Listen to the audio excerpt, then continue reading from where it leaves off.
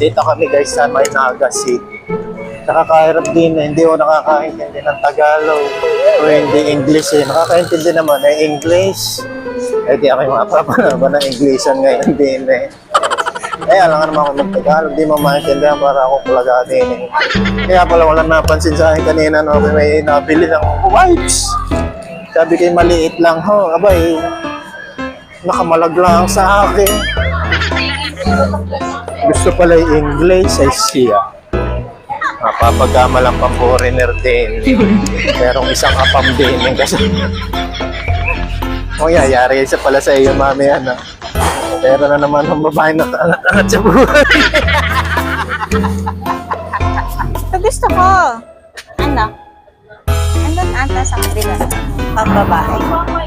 Yung pink. Yung pink. Taas naman. Ayaw mo nung pambaha.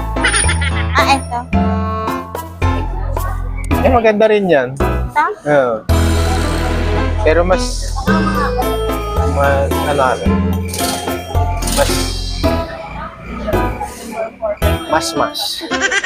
Tayo nyo guys, walang kumakausap sa akin dahil hindi ako naiintindihan.